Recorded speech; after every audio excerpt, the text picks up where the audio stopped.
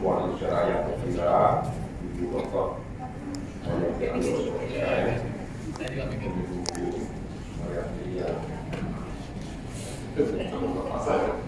yang sangat rajin, luar biasa, selalu aktif membangun Partai Gerindra, khususnya di sektor perempuan berprestasi aktif mengerjakannya.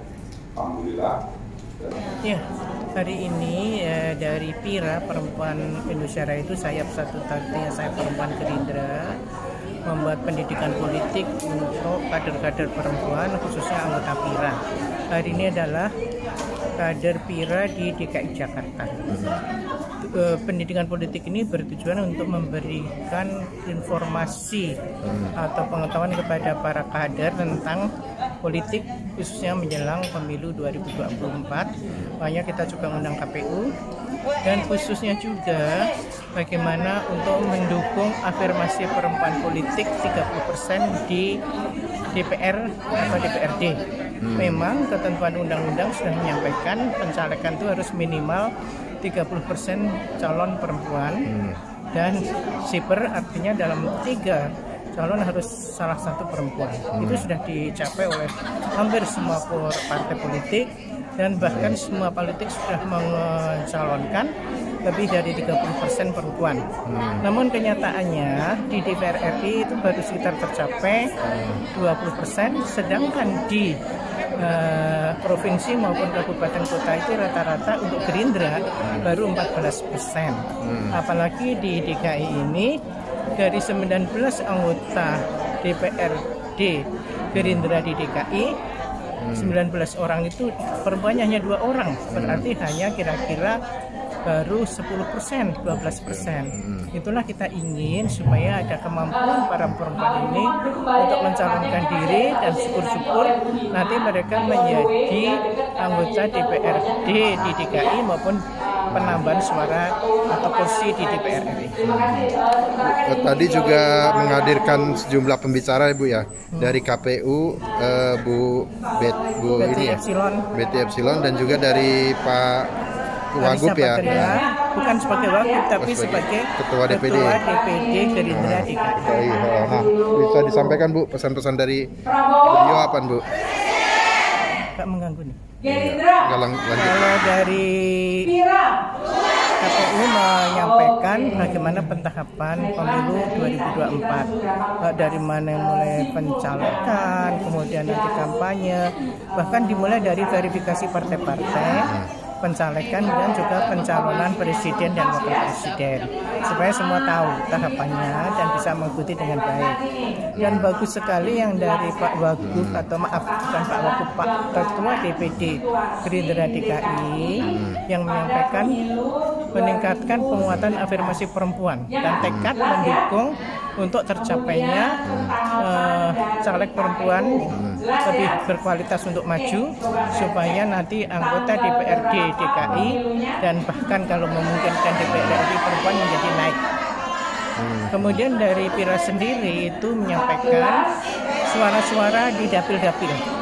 Kalau di DKI ini yang terpilih itu suaranya berapa sehingga nanti yang akan mencalonkan diri tahu kalau dia mau mencalonkan diri kira-kira memilih dapil yang mana dan kira-kira mendapatkan suara berapa, sehingga untuk pencalonannya itu didukung dengan kampanye-kampanye yang terarah, bukan asal-asalan saja, sehingga bisa mencapai sesuatu yang lebih baik. Terima kasih Bu. Terima kasih kembali. Kegiatan hari ini ada yang bisa disampaikan Bu? Ya, hari ini kita mengadakan seminar politik untuk para perempuan Indonesia Raya sayap partai yang ada di DKI Jakarta. Tentunya ini kegiatan ini untuk membekali para kader partai untuk berjuang demi kemenangan Partai Gerindra pada pemilu mendatang. Ada pesan-pesan khusus Bu kepada para kader PIRA DKI Bu? Ya, pesannya adalah semangat terus berjuang karena belum selesai semua perjuangan. Kita harus terus mendekati masyarakat, terus berjuang untuk kemenangan Partai Gerindra karena bagaimanapun kemenangan itu sangat penting karena untuk kekuasaan itu harus direbutkan gitu.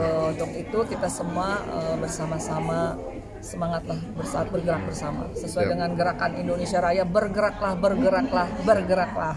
berjuang lah. Terima kasih Bu. Dari Bu Susi ada tambahan Bu? Iya, kita membuat acara ini dengan pengurus-pengurus Pira 5 wilayah, dan tadi kita baru selesai, ada beberapa, Pak Arisa sudah datang, Arisa Patria, terus dari KPU tadi datang Ibu Betty Epsilon, kemudian ada Bu Hima, ada Bu Sumadrati Ketua Umum. Ya, semoga nanti depannya kita akan berjuang lebih keras lagi, terutama untuk DKI, agar Pak Prabowo bisa terpilih menjadi presiden di 2024. Memang bukan pekerjaan mudah, tapi memang harus berjuang dari sekarang. Turun ya Bu, tiap hari. Mau nggak mau, terima kasih. Terima kasih Bu ya, Susi. sama-sama. Ya. Ini sungguh luar biasa nih, karena perintah ibu-ibu DPP saya nggak datang karena khusus untuk perempuan, dan memang saya satu-satunya perempuan yang ada di KPU Republik Indonesia. Lagi kalau Mbak Nita udah kamu udah bisa datang gitu ya, itu berarti ya nggak enak kalau nggak. Ibu, ini terima kasih atas undangannya. Saya mulai sambil berdiri kali ya. Nah, karena saya diminta terkait dengan tahapan, saya bicara dulu tentang tahapan, nanti pencalonan. Karena kemarin untuk DPP, sekarang DPRD, calon anggota DPRD DKI Jakarta, saya juga akan cerita tentang details what should be prepare, apa yang harus disiapkan oleh ibu-ibu, karena memang perjalanannya masih banyak waktu untuk persiapannya. Pertama kita bicara dulu tentang tahapan pelaksanaan pemilu tahun 2024. Jadi memang masih sekitar 470-an hari lagi Bu menjelang hari H pemungutan suara. Masih 470 hari lagi. Tapi biasanya kalau 70 hari itu tak terasa, karena tahapannya itu banyak sekali dan saling berhimpikan, termasuk nanti juga untuk tahapan Pilkada tahun 2024 yang akan dimulai sekitar bulan November-Desember 2023. Saya izin berdiri Mbak. Next. Jadi ibu-ibu sekalian, untuk pemilu 2019 kita masih merujuk pada Undang-Undang 7 tahun 2017. Jadi masih lama. Jadi secara konsepsi memang masih merujuk pada Undang-Undang 7 2017 yang menjadi dasar ketika pemilu tahun 2019. Jadi persyaratannya masih sama persis dengan pemilu tahun 2019 kalau Bapak Ibu menjadi caleg dan seterusnya. Tapi beberapa tahapan termasuk tahapan misalnya pre-election, election, dan post-election period, itu ada beberapa perbedaan yang kemudian harus saya sampaikan di hadapan Bapak Ibu semua. Next. Ini undang-undangnya 7 2017, banyak sekali ayat-ayat yang terkait, dan hari H pemungutan suara sudah ditetapkan tanggal 14 Februari 2024. 14 Februari 2024 itu jatuhnya hari Rabu. Hari Rabu itu nanti adalah hari libur dan atau hari yang diliburkan. Jadi Rabu itu nanti tanggal merah 14 Februari. Tapi bukan berarti karena udah tahu tanggal 14 Februari tanggal merah, ibu jangan cek Traveloka dulu untuk jalan-jalan, jangan, karena ibu-ibu kami minta, apalagi nanti sebagai calon anggota legislatif, ibu-ibu harus mempersiapkan diri lebih baik ketika nanti di hari H pemungutan suara terutama, karena itu puncak acara pemilu kita. Karena dia menjadi puncak acara, menurut Undang-Undang 7 2017, 20 bulan sebelum hari H pemungutan suara, tahapan sudah dimulai. Tahapan kita dimulai tanggal 14 Juni kemarin. Jadi hampir 1 bulan tahapan ini udah berjalan. 5 Juli tahun 2022 hari ini, artinya udah sekitar hampir 3 minggu tahapan sudah dimulai. Tahapan apa saja? Terutama tahapan penyiapan internal KPU, lagi nyusun PKPU-nya tentang tentang mekanisme terkait dengan sipol dan juga pendaftaran dan verifikasi partai politik peserta pemilu. Next. Ini tahapannya mudah-mudahan terlihat dengan jelas di ibu-ibu sekalian. Jadi sepanjang 14 Juni sampai dengan nanti 14 Desember 2023 kami akan menyusun peraturan KPU. Termasuk misalnya penyusunan itu sebenarnya sampai nanti dengan hari pemungutan suara pun kalau masih ada peraturan KPU yang berubah karena situasi dan kondisi itu masih bisa berlangsung.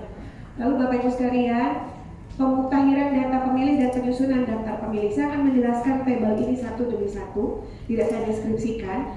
Pertama tentang pemutahiran data pemilih dan penyusunan daftar pemilih. Ini hal-hal yang penting harus saya sampaikan sejak sekarang.